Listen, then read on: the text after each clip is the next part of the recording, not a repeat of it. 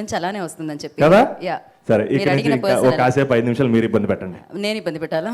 Okay, నేను మిమ్మల్ని ఇబ్బంది పెడదాం అనుకుంటున్నాను. ఏంటి మరి వ్యాలంటైన్స్ డే ప్లాన్స్ మీది? ఏమండి? వ్యాలంటైన్స్ డే ప్లాన్స్ ఏంటని అడుగుతున్నాను. Triple A cinemas. Triple A cinemas లో కపుల్ ఫ్రెండ్లీ చూస్తున్నారు మీరు, అవును అంతే కదా? అండ్ మేము ఒకటి రీక్రియేట్ చేయాలి అని అనుకుంటున్నాం. ట్రైలర్లో ఏదైతే ఉందో ఇవాళ రీక్రియేట్ చేయాలని అనుకుంటున్నాం. ఒక కాదు, అది రేపు కిస్ డే, ఇవాళ హగ్ డే. అందుకనే ట్రైలర్లో ఆవిడ అడిగారు, మీరు అడిగారు, ఆవిడ ఇచ్చారు. సో దాన్ని రీక్రియేట్ చేద్దామని అనుకుంటున్నాం మేము. ఇవాళ హగ్ డే అండి, మీరు శ్రీ విష్ణు గారిని హగ్ చేసుకోవచ్చు. ఇవాళ హగ్ డే. నేను స్టేజ్ మీద హగ్ చేసుకుంటాను. ఎవరిని? అన్ననే. గాంధీ గారిని స్టేజ్ మీద హగ్ చేసుకుంటానండి. పక్కనే ఉన్నాడు మీ డైరెక్టర్ గారిని. ఇప్పుడు మీరు ఇబ్బంది పెట్టమంటే అందరినీ లేచి నుంచోమని చెప్పమని కాదు. అయితే మేము అదే రీక్రియేట్ చేయాలని ఫిక్స్ అయ్యాం యాక్చువల్లీ. ఏంటి? కపుల్ ఫ్రెండ్లీ కదా మీరు. అవును. మీరు రీక్రియేట్ చేయట్లేదు. ఏం చేయాలి మీకు రీక్రియేట్? హగ్గా? యా. సో ఇప్పుడు ఎవరిని? నన్ను అయితే కాదు. అశ్విన్నా? కాదు, ఎవరిని చేస్తే కంటెంట్ వస్తుందండి మాకు? సో ఖచ్చితంగా హీరోయిన్ చేసుకోవాలి. Friendly hug. Oh sorry. అమ్మో ప్లీజ్ నన్ను భయపెట్టొద్దు అసలు. ఓకే, మీరు ఒక ఫ్రెండ్లీ హగ్ ఇస్తే మేము ఒకసారి రీక్రియేట్ చేద్దాం అని అనుకుంటున్నాం దాన్ని మళ్ళీ ఇక్కడ. Couple friendly hug. ఎస్, ఇదే మాకు కావాలి. స్టేజ్ మీద కాదు, ఇక్కడే. అక్కడ కూర్చున్నాయి కదా, ఆ సీన్లో అలానే ఉంటుంది కదా. సేమ్ ఒకసారి అడగండి ఆ డైలాగ్. రీక్రియేట్ అంటే డైలాగ్తో సహా ఉంటుంది. మీరు హగ్గుకి మాత్రమే ప్రిపేర్ అవుతున్నారు, డైలాగ్ కూడా ప్రిపేర్ అవ్వాలి. అంటే ఓకే, సీన్లో ఎవరెవరిని హగ్ అడిగారు? సీన్ చూడలేదు కదా మీరు? చూసాను. ఎరకాల నుంచి టిప్స్ ఇచ్చారు కదా వాళ్ళు. Yeah okay. బట్టి ఇచ్చారు కదా? లేదు, అలాంటి అసలు బట్టే బ్యాచ్ కాదు నేను. రెడీ అండి. ఒక హగ్ ఇస్తావా?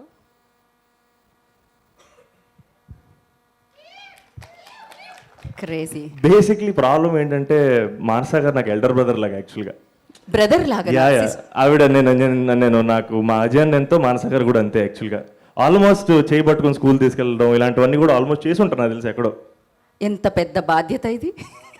Okay, bros. మీ ఇద్దరు బ్రోస్, క్రేజీ. అండ్ మీరు ట్రైలర్లోంచి యాంకర్ని కూడా పెట్టుకోకుండా ప్రశాంతంగా కథలు చెప్పారు. అంటే నేను కూడా ఒక కథ చెప్దాం అనుకుంటున్నా. వర్షం పడినప్పుడే వాళ్ళు కలుస్తూ ఉంటారు, కలిసినప్పుడే పాటలు ప్లే అవుతూ ఉంటాయి. అందులో ఒక పాట చాలా ఫేమస్, మెల్లగా. అలానే గుర్తుండిపోయే ప్రేమ కథ మీది కూడా అని చెప్పారు. సో మీ ప్రేమ కథ గురించి ఒక ముక్కలో చెప్పాలంటే ఏం చెప్తారు? మా ప్రేమ కథ గురించా? శివ అండ్ మిత్ర ప్రేమ కథ గురించి. మీ ప్రేమ కథ నాకు తెలియదు, చెప్పాలంటే చెప్పండి, పర్వాలేదు. మాకు అన్ని పర్సనల్సే కావాలి. మేము అస్సలు ప్రొఫెషనలిజాన్ని నమ్మట్లేదు ఈ మధ్యకాలంలో. We want content. కొంచెం గ్యాప్ ఇస్తే. ఇచ్చా, లిటిల్ బిట్ గ్యాప్, స్పేస్ కూడా. శివ అండ్ మిత్ర లవ్ స్టోరీయా? #moments and memories with Mitra. Perfect. And అలాగే మీకు ఒక టాస్క్ ఉందన్నమాట. ఒకళ్ళని పెళ్లి చేసుకోవాలి, ఒకళ్ళతో హుక్అప్, ఇంకొకళ్ళని కిల్. సో నేను 3 పేర్లు చెప్తాను, అందులో వద్దు అక్కర్లేదు చేసుకోను. వద్దు అక్కర్లేదు చేసుకోను. ఆప్షన్స్లో అవి లేవే. నాకు వద్దు, పెళ్ళే చేసుకోవాలనుకుంటున్నాను. తర్వాత మాడుకుందాం. Okay cool. So same. So ఒకరిని marry, kill, hookup. Okay, Prabhas గారు, మహేష్ బాబు గారు, విజయ్ దేవరకొండ గారు, శ్రీ విష్ణు గారు. శ్రీ విష్ణు గారు అదే ఏంటి? కిల్లా, మ్యారియా, హుక్అప్పా? ఓకే, నేను మరీ ఎక్కువ స్ట్రెస్ చేసినట్టున్నాను. యా, స్కిప్ అండి. స్కిప్ ఆప్షన్ ఉందా లక్ష్మి? లేదు. ఇప్పుడు శ్రీ విష్ణు గారికి ఉన్న రెస్పెక్ట్ నీ దృష్టిలో పెట్టుకుని ఫ్రెండ్షిప్, అందరూ నేను ఒక కొత్త ఆప్షన్ క్రియేట్ చేశానండి, అంతే. ఇలాంటి ఆన్సర్ అద్భుతంగా ఉంది కాబట్టి నేను ఇంకా నుంచి మాట్లాడాలనుకోవట్లేదు. శ్రీ విష్ణు గారు, మీది కూడా ప్రేమ పెళ్ళి. యా, నాకు తెలుసు మీరు సంస్కృతంలో లోపల నన్ను తిట్టుకోవాల్సిన అవసరం లేదు. సమ్టైమ్స్ బయట కూడా సౌండ్ వచ్చేస్తుంటుంది, అదో ప్రాబ్లం మళ్ళీ. సో మీరు చెప్పండి, ప్రేమ పెళ్ళి కాబట్టి పెళ్ళికి ముందు వ్యాలంటైన్స్ డేకి మీరు ఏం గిఫ్ట్స్ ఇచ్చేవాళ్ళు? పెళ్ళి తర్వాత ఇప్పుడు వ్యాలంటైన్స్ డే వస్తుంది 2026, ఏమి ఇస్తున్నారు? అంటే వ్యాలంటైన్స్ డే వచ్చేలోపు లవ్ చేయడం, పెళ్ళి కూడా అయిపోవడం జరిగిపోయింది. సో మీరు సినిమాలు చేయడంలోనే ఫాస్ట్ అనుకున్నాను, లవ్ చేయడంలో, పెళ్లి చేసుకోవడంలో కూడా ఫాస్ట్ అని ఇప్పుడే తెలిసింది. అన్నీ ఫాస్టే. సరే గిఫ్ట్ గురించి అడిగినట్టున్నాను నేను. మరి ఇంకే గిఫ్ట్ గురించి అడిగానండి, ఏమి ఇవ్వలేదా? ఇప్పుడు ఇవ్వరా? పోనీ 2026 తర్వాత పెళ్ళైన తర్వాత వ్యాలంటైన్స్ డేలు వచ్చాయి కదా చాలా.